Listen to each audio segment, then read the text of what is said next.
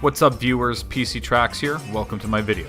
If you are a retro game enthusiast like me, chances are that you have played one of your childhood games many times over until you've pretty much beaten every mode, memorized levels, item locations, boss patterns, and all that fun stuff.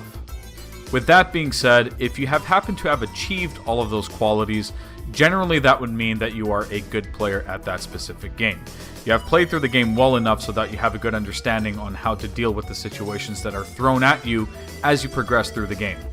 So take that knowledge that you have obtained through playing the game and you shuffle around progression, items, areas. How would you react as a player? How would you deal with the current situation and where would you go next? This is where we get into the concept of randomizing a game and why I think, in my honest opinion, this would make you into a better player overall. So what is a randomizer exactly? It is basically a tool that takes the vanilla base game that you wish to randomize and messes around with it so that certain aspects of the game become shuffled depending on which options you have selected on the tool. Once you randomize the game, you can then boot it up to begin your new adventure. Now moving forward to the main part of this video, why do I think that randomizers help improve your skills as a player? To put it in short, it teaches you a lot. Now, since I have the most amount of experience with randomizers in Castlevania Symphony of the Night, I'll be using that game mostly as an example. And for simplicity's sake, let's say that our randomized seed only has relics, which are the game's major/progression items, randomized in their original locations, and also we won't be using any crazy fancy techniques in the actual game. The first relic that you encounter in the original game is known as the Cube of Zoe, which enables hearts and sub-weapons to drop from candles and such.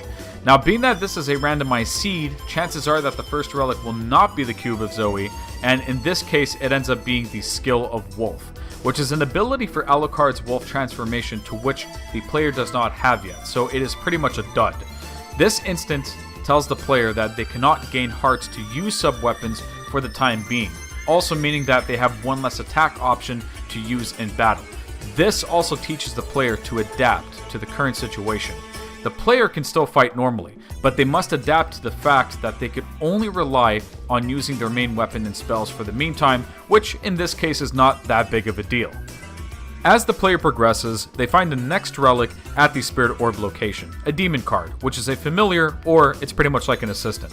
This simply gives the player new options to use to help them out in battle. The player still has no new movement options or transformations, so they have no choice but to proceed through the castle as intended. Now going into the library, into the game shop, instead of finding the Jewel of Open, which is kind of like a key, the player is able to purchase a relic called the Leap Stone, which grants the player a double jump. This item in the vanilla game is found at what I consider to be at the starting point of the mid-game. It is a major find and grants the player options to be able to explore new areas. Now that the player has found a major item in an area that is different from the vanilla game, they need to understand where they can possibly go next based on their current loadout and location. In this instance, they can head to either the center area of the castle, like the intended way in the vanilla game, or if they so choose to, they could explore the upper area since having Leapstone allows them to be able to reach that spot. This teaches the player about routing options. Now these are one of the few simplest examples that I can give of what could happen as you progress through the seed. Obviously, depending on the seed, your pathway could be a lot more difficult to deal with.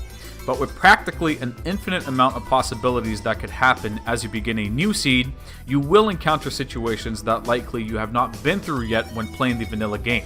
Teaching you that, for example, you can easily defeat the first boss without using any equipment, or how certain areas are difficult to move through without certain transformations. Keep on playing through different seeds, and you will eventually learn how to deal with almost any situation that is thrown at you. This, in my opinion, is one of the greatest qualities of what a randomized game offers to the player, and why I think it helps to turn a good player into a great player. So with all this being said, I just want to give my absolute thanks to everyone who checked out the video. If you want to check out my live streams on Twitch, you can check out my channel at twitch.tv/PCTracks. The channel link will also be in the video description below. And if by chance, if you are interested in trying out the Castlevania Symphony of the Night randomizer, I will also post a link to soten.io to which you can check out and give it a shot. So once again, thank you very much everyone. Have a good one. Peace.